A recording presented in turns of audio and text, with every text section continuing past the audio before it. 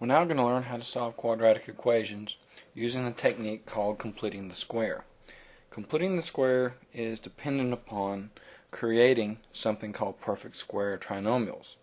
Now, you heard about perfect square trinomials when you were learning to factor, but now we're not going to be finding perfect square trinomials where they already exist. We're going to be creating them.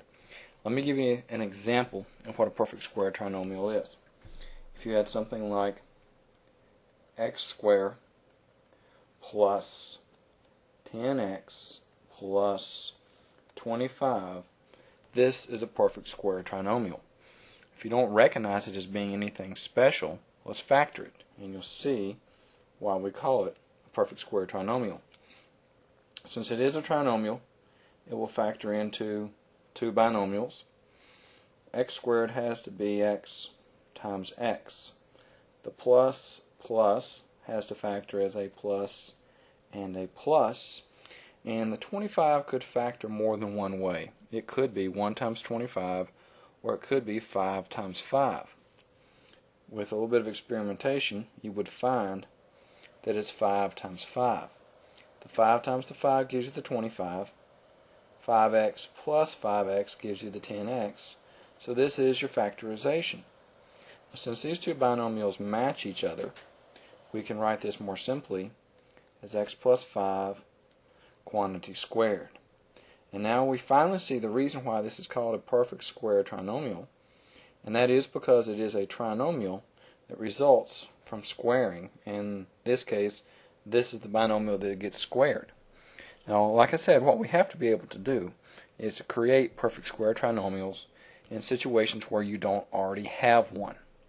And to create them, we need to figure out how to come up with the correct number to put in the constants position to create a perfect square trinomial for the rest of that quadratic. Let's look at a couple examples of how we can do this. Let's look at x squared plus 8x plus, I'm going to put a blank here because we're going to have to fill in the blank with the correct value to make that a perfect square trinomial. Now, the first thing we know is that it, of course, has to be a perfect square. So, when we factor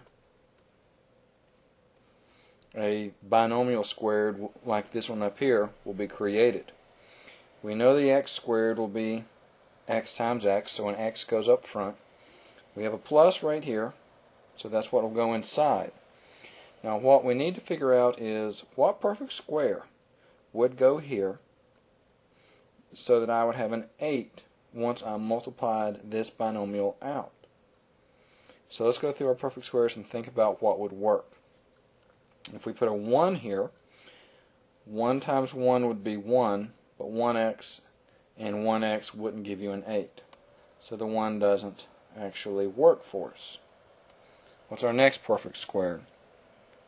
Next perfect square is 4.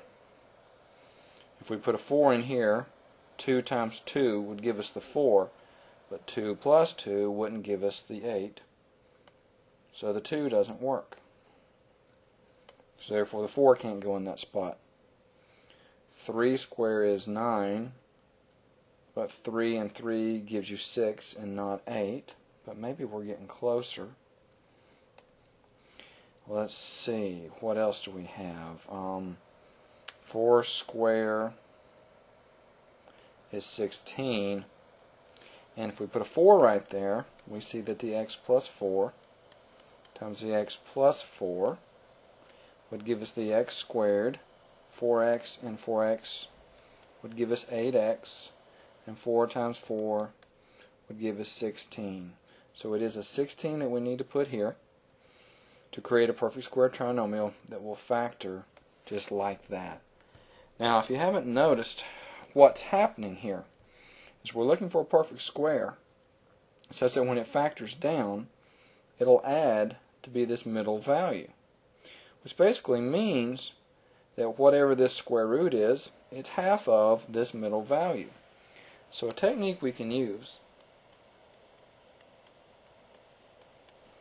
is to take the middle number, divide it in half. So we're going to step off to the side here and say 12 over 2 which is 6, and then take that number and square it so it'll be a perfect square. So in this case, that's why we're putting a 36 in. Since we created this perfect square, we should know how it factors. It was a 6 times 6 that gave you the 36. So there's the perfect square trinomial, and there's the factorization. Alright, let's try this with one more example before we step up to something that's a little bit more difficult as far as the type of numbers that we're going to work with. Let's say I had a x squared minus a 20x plus, and then again we'll fill in the blank. And here's the procedure. Half of 20 is 10. 10 squared is 100. So 100 is what goes in the blank. And an x minus, a minus because of that minus, x minus 10 quantity squared will be the factorization of the perfect square trinomial that I created. Now let's see how this is actually used to solve an equation. Look at some examples. We're actually doing some equation solving. Let's say we had x squared minus 8x plus 7 equals 0. First of all, the 7 should not be here because it's not a perfect square. And even if it was, it might not be the correct perfect square to make things factor the way I want. So I will subtract 7 from both sides. I'm going to have an x squared minus 8x plus, now I've got a blank to fill in. And the 7 has been moved to the other side as negative 7. Half of 8 is 4. Then you square the 4 and you get a 16. So it's a 16 that I put in the blank. Now since I've now added a 16 to the left hand side, I have to add it to the right hand side. So here's what we get. We get an x minus 4 quantity squared equaling, and now I can just add these two. Negative 7 plus 16 is going to be a 9. Now, we've got something, and the whole point of this exercise is to get something that looks like a something that can be solved by extracting square roots, and that's exactly what I'll do. I can now take the square root of both sides.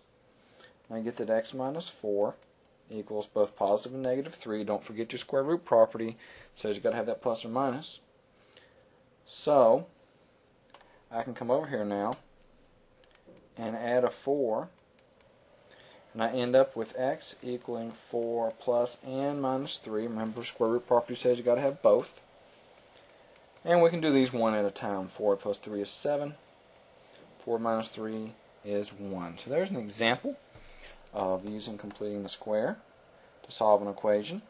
Let's look at one more before we work with anything more in the way of more complicated numbers.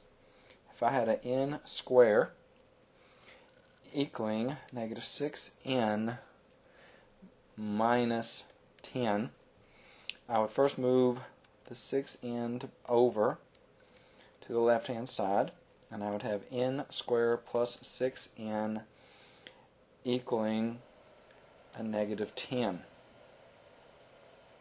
Actually, I'm sorry, it's supposed to be a plus 10. Now, I take half of 6, which is 3. 3 squared is 9, so I add 9 to both sides. Okay, let's get this other plus off here. It's a little bit confusing. Now this can factor. Let's make this an n plus 3. Quantity squared, that's how that factors. That's going to equal a 19. I'll take the square root of both sides. I get that n plus 3 equals both positive and negative, square root of 19. And you can already see that the answer we're getting here is the type that you would have never gotten by factoring. So this technique will solve quadratics for you that you could not have solved otherwise. Take a negative 3 on both sides. Get n equal negative 3 plus and minus the square root of 19. So this is going to constitute two solutions. They are irrational solutions that we could have not gotten had we not used this technique. If you look back at these two solutions, you see that they are rational. Therefore, this quadratic probably could have been factored, but this one definitely couldn't be because of the type of answers it gives us. Now let's look at something along the line of perhaps a more difficult constant to work with. Let's say we had a z squared plus 7z plus 2 equal to 0. First thing I'm going to do is move the 2 to the other side. I need a blank to put that perfect square in. Now I'm working with a 7. And the procedure is you take the coefficient on the variable, which is your b, divide it by 2, and then you square it. That's what we've been doing every time. Half of what's in the middle squared. But this time we have a 7 in the middle, and that's not so easy to cut in half. If you're tempted to go to a decimal, don't. If you're tempted to go to a mixed number, don't. That's not the easiest way to do it. You want to stick with your improper fraction. 7/2 squared is easier to do than either one of these. It's just a 49/4. So I'm going to add 49/4 to both sides. This can now be factored as a z plus, and if you think that 49/4 is going to make it hard to factor, it's not. You know what it was before it got squared. Now for this part, maybe we need the calculator's help. We're going to take a -2 plus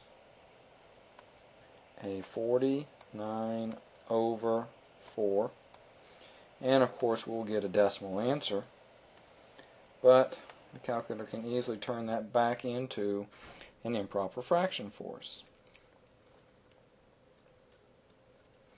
Again, using our square root property, I'll square root both sides and get a z plus 7/2 equaling, now the 41 I can't take the square root of, so I won't bother. The 4 I can take the square root of, so I'll go ahead and do that. It comes out to be a 2. Adding a -7/2 to both sides, and remembering that this has to be a plus or minus, I have that z equals -7/2 plus and minus the square root of 41/2, which of course you can write as a single fraction since you already have a common denominator. Now I think it would be worthwhile for us to look at one more example like that. Let's take an x squared plus a 3x minus 6 equaling 0. Again, first of all, move the 6 over. It's in the way.